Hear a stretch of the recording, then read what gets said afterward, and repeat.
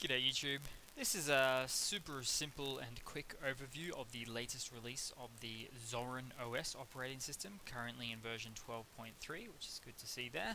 So let's see, starting off, I'll do a little bit of an overview. It is based on the concept of having a very simple and easy to use interface for beginner users, and in fact they're going for a bit of they say a Windows 7-esque look, but in fact it looks very Windows 10, and this is perhaps part to do with the most latest release version. It just does look like the latest version of Windows there in so many respects, which is quite good. I think that's actually quite nice. It's a good. It's quite distinctive. It is set from apart from other Linux distributions purely because it is going for that Windows design. It's all very blue as well, which is nice to see. But I'll get into it. So starting off, we've got the. It's actually a very customized variant of the GNOME desktop. So it is very quite unique in that way. That's good. We'll also go to the file manager as well.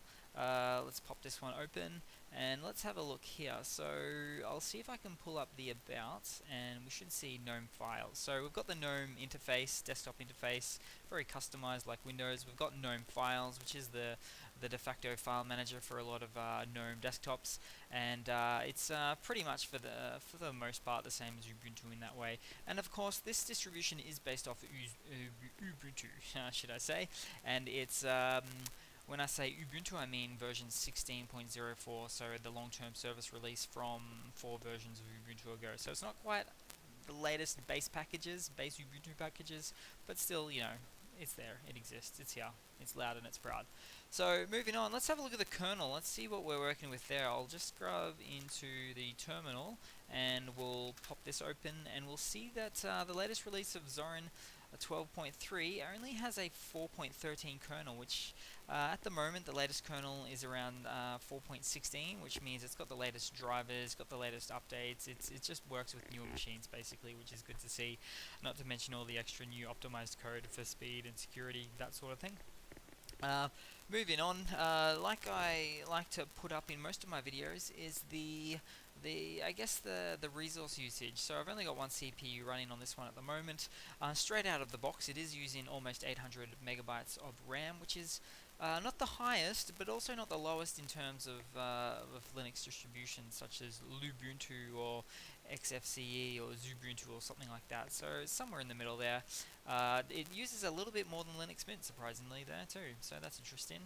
The update method is and the packages used are all going to be the same as Ubuntu, as you may have guessed. So if I were to go into a terminal and install something, I'd type in the following: sudo apt install htop. And there we go. So that's pretty much it, guys. Just a super simple and quick, completely unscripted review on the latest release of Zorin OS. Yeah, version 12.3. I've got to say, I'm a little bit of a believer in some ways. Some of the base packages are old and the kernel's a little bit old. Maybe a newer version will fix that, but I do like the layout. It is good for newbies. I'd probably have you recommend it to your friends if they are newbies to Linux as well. So that's pretty much it, guys. Hope you've enjoyed. If you have, please subscribe, and thanks for your time.